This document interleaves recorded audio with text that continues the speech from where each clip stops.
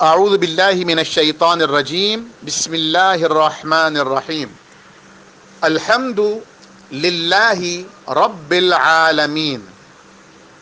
الحمد تمام، حمد تعریفیں، الحمد تمام تعریفات ہیں، للہ لام بمانا فار یعنی کے لیے، جس طرح میں کہوں فار یو آپ کے لیے، تو ہم نے کہا الحمد للہ تمام تعریفات اللہ کے لیے. اور یہ اللہ کا نام بھی جس طرح میں نے عرض کیا تھا گزشتہ کلپ میں، یہ اللہ تعالیٰ کا اسم ذات ہے. باقی بہت سارے اللہ کے صفاتی نام ہیں، جس میں سے ترمذی شریف کی حدیث میں ہمیں 99 نیمز آف اللہ کا پتہ چلا ہے. اس کے بارے میں قرآن کریم میں ارشاد ہوتا ہے کہ وَلِلَّهِ الْأَسْمَاءُ الْحُسْنَى فَادْعُوهُ بِهَا، اللہ تعالیٰ کے پیارے پیارے نام ہیں، جتنے نام ہیں سارے پیارے ہیں، تم ان ناموں کے ذریعے اللہ کو پکارا کرو. لیکن یہ جو نام ہے اللہ، یہ اللہ کا اسم ذات ہے، اس کا پرسنل نیم ہے.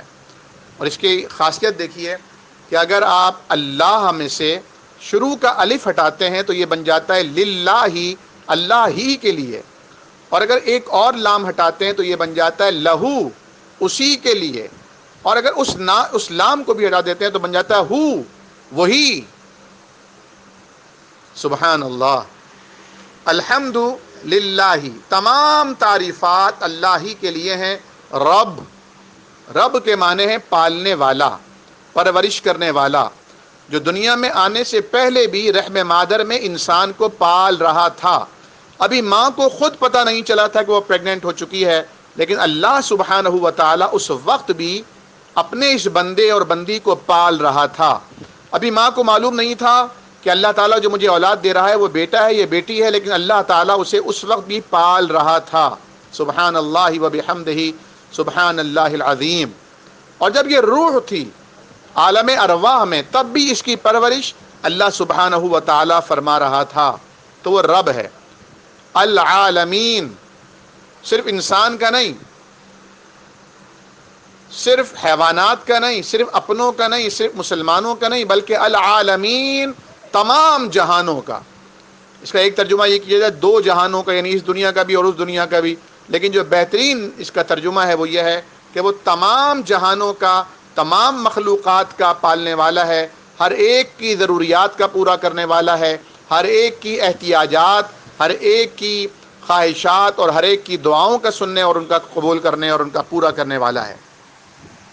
اب دیکھیے میں نے اس میں محاورہ ترجمے میں 3 بلکہ 4 مقتدر اور مؤقر مترجمین کے محاورہ ترجموں کو آپ کی خدمات میں پیش کیا ہے.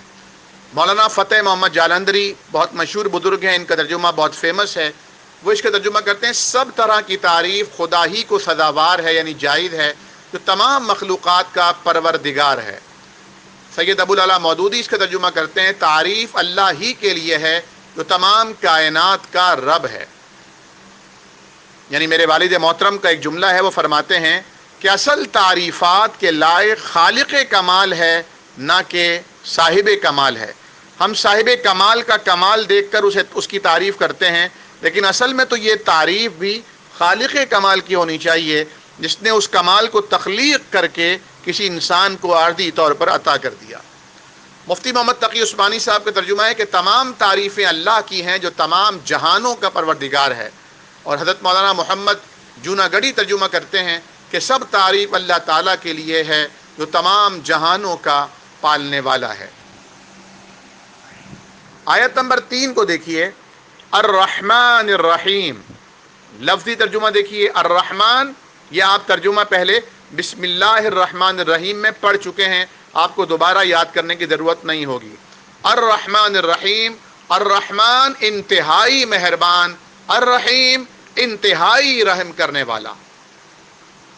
اور محاورہ ترجمہ میں پہلا ترجمہ بڑا مہربان نہایت رحم والا، دوسرا ترجمہ رحمان اور رحیم ہے، تیسرا ترجمہ جو سب پر مہربان ہے، بہت مہربان ہے، اور چوتھا ترجمہ بڑا مہربان نہایت رحم کرنے والا ہے.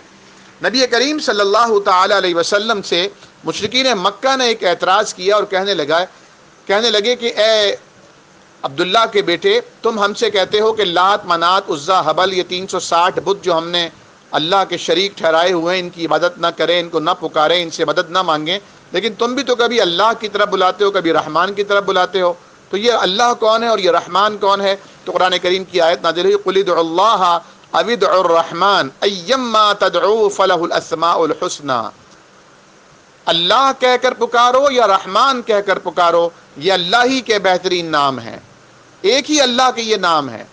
اور اللہ تعالیٰ نے سورہ رحمان میں اپنا تعارف کس طرح کرایا؟ الرحمن، رحمان کون ہے؟ علم القرآن، جس نے قرآن سکھایا۔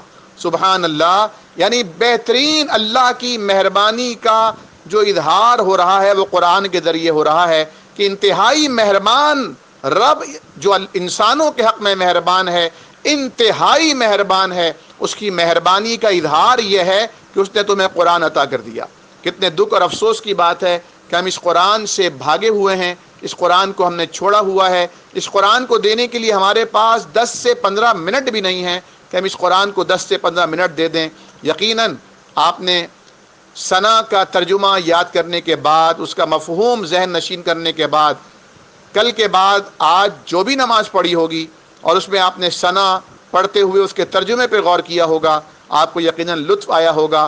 اللہ کریم آپ کو نمازوں میں وہ خشوع خضوع نصیب فرما دے جو حضرات صحابہ کرام، تابعین و تبع تابعین اور اللہ والوں کو حاصل ہوتا ہے، اور اللہ تعالیٰ مجھے بھی، میری آل اولاد کو، میرے والدین اور میری نسلوں میں بھی اللہ یہ خیر منتقل فرما دے۔ آمین۔ والسلام علیکم ورحمۃ اللہ وبرکاتہ۔